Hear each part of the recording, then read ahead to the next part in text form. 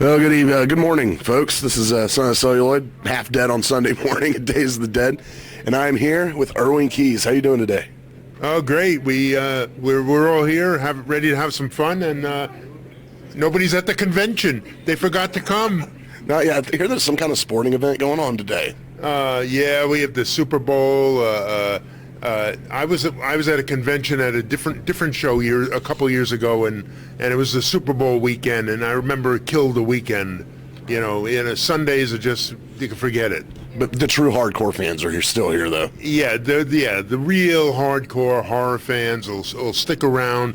And then again, the Super Bowl isn't until 5 o'clock in the afternoon, so they can get a good day in here if they wanted.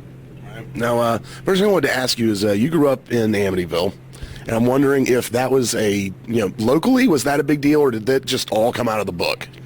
That's Hollywood. It's Hollywood brought to Amityville. So that's a long trip from Hollywood to Amityville, Long Island. There was no horror house. There was no legends with Indians. There was none of that. It was all made up. That was all fake. Okay, now you played a police officer who took down Ajax in one of my favorite movies of all time, The Warriors. Can you tell me a little bit about shooting that one? Yeah, sure. Well, actually, I was supposed to play Ajax in the movie. Really? Yeah, and as they were looking at people, I was like one of the first people they were going to cast. And they were looking at people, and they realized they wanted a younger gang. And so it didn't work out that way. But Walter Hill took me on the side. He said, "Don't worry, Irwin. I got a better part for you. You're going to be the guy that beats up Ajax." So I said, "Okay, I'll buy that." And it was just great working on that movie. And when we worked on it, we knew it was going to be a really special movie, a real classic.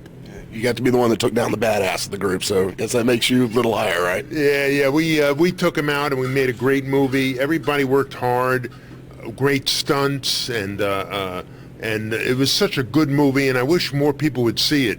I don't know why they don't show it on television. They show so much junk. So many bad movies. Why don't they show a good movie? When I was growing up as a teenager here in Atlanta, they used to show it all the time. That's how I first saw it. Really?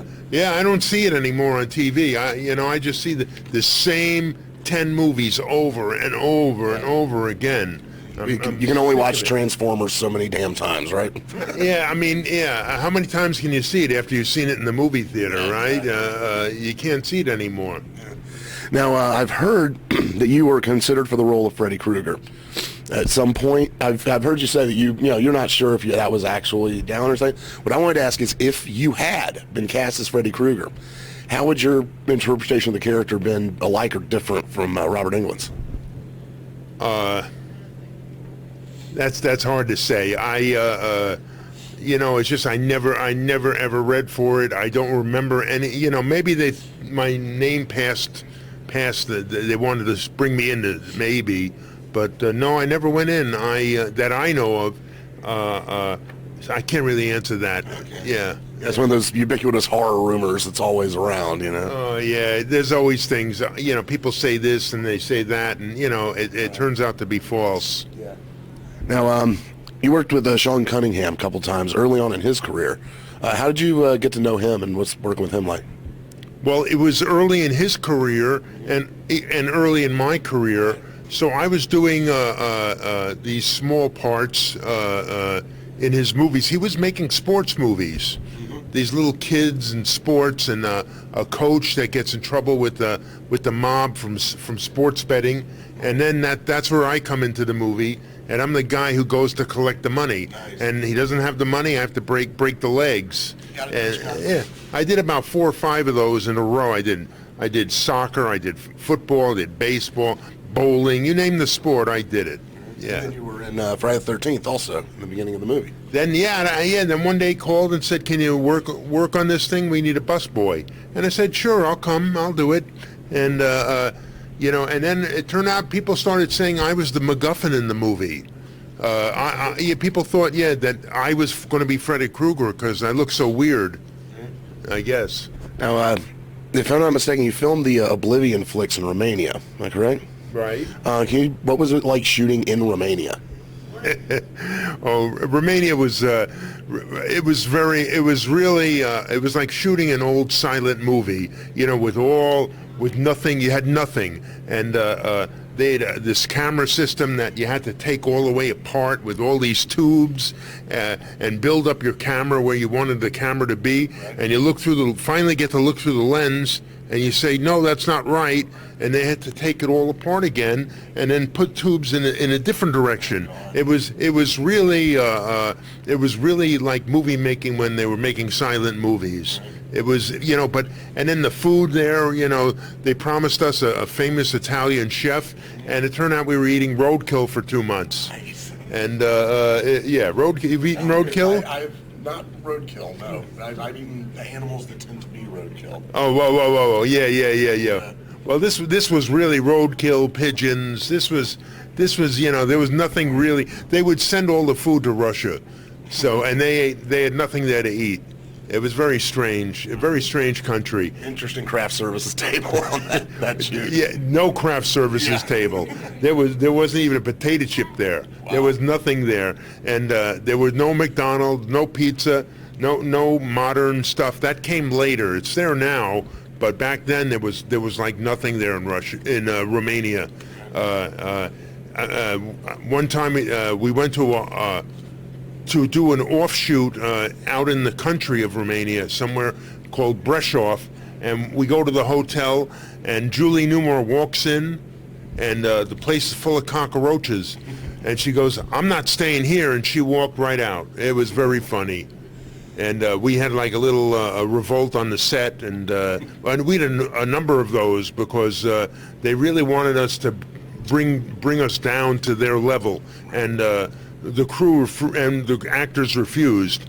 We had to bring them up to ours, and I think we really did, and we made a decent movie. Yeah, they were fun. Yeah, and people liked them. Yeah. Now, a lot of the people I've talked to that have worked with Charles Band, feel very strongly one way or the other about their experiences with him. Which way do you swing on that one? Well, I always tell Charlie this. I always tell him that I worked 2 months in Romania, and I got every penny that was owed me by him. And I said to myself, there were other people in the cast never got all their money. And I said that what he does is he weighs, did you do a good job, and how much were you really worth? And if you didn't do a good job, he doesn't pay you your money. He just pays you, partial. And but he paid me every dime he owed me, and I always joke with him about this. And then years later, he brought me back to do Evil Bong 3. Right. And it was it's just fun. I always liked Charlie Band. Cool. Now the movie you're actually here more or less representing for the reunion is of course House of Thousand Corpses, and is that the character in that movie? We know absolutely nothing about who you are. The character, were you just playing it in the moment, or did you actually, have somewhere where he had come from? Well, there's a lot of indications. Rob had me. He wanted me like a burn victim, and then he used the same thing with Tiny in the second movie. He used the same makeup that he used on me, the burn makeup, and people never knew that. Actors, you just have to be in the present, and that's how I act. Is I'm there now, and acting is believing, and you have to believe what you're doing, and that's what I try to do when I act, and and I do believe that comes across. It must, because that's why I keep working. Right. I've fooled them all these years, people. I don't know what. People talk, oh, you need subtext.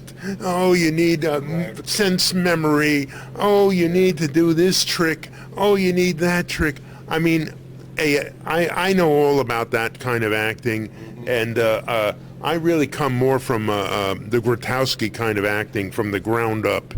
I was supposed to be in Quest for Fire. I don't know if you knew that. No, I did not. And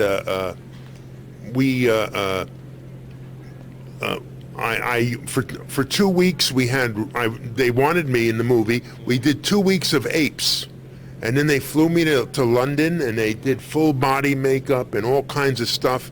And we were going to originally go to Iceland and shoot the movie.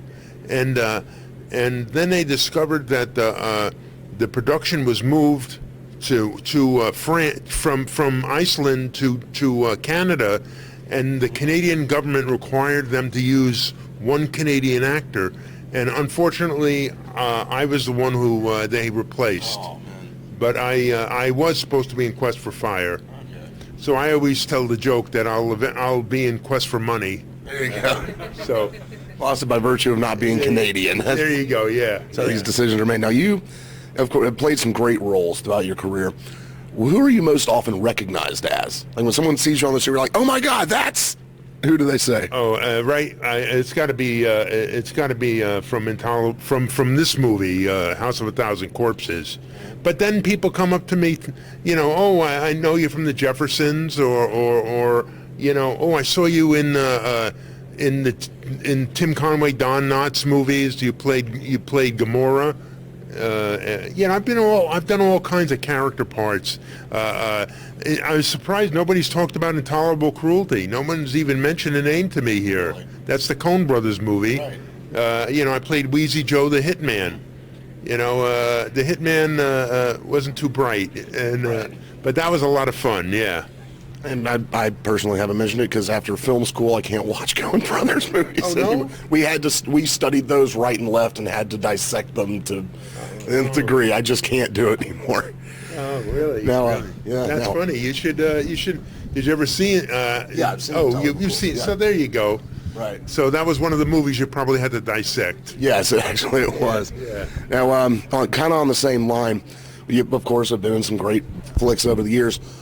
What do you think is an underappreciated or undiscovered gem in your filmography? It doesn't get as much attention as like The Warriors or Friday the 13th or House of a Thousand Corpses or Intolerable Cruelty. Like, what's the one no one really knows but you think's really good? Oh well, there's been a couple of gems there that I never talk about. Let me think. What's the name of that movie? You know, I've been in 85 movies, for I kind of forget all the different names of them over the years. Movie Risk Cutters, for instance. You know, that was a very good movie. Risk Cutters. It won Cannes. It won all kinds of film festivals, and it just couldn't find an audience. I played the bartender in that. That was all improvised. And there was another one. What was it? Pell Gideon Granger. Okay, that's a new one. That was a, you know, that I played a trapper, a mountaineer. Mm-hmm. Not a good guy. I was a bad guy in that movie. I did some bad stuff. I cut a guy's hand off right in the beginning of the movie, and I'm sure he deserved it. yes, he did. Yes, Excellent. yes. And I've done all. You know, that was one of those kind of movies that just couldn't get out. They make movies, put them on DVDs, and they get lost. Mm-hmm. No one sees them. No one knows about them. They come, they go, and they disappear. And I've been, you know, in a good number of those kind of movies too. And they disappear, and then guys like me come here and ask you about them at some point, and get to tell them, Mr. Keyes? Yeah. I did a music video, Good Enough, that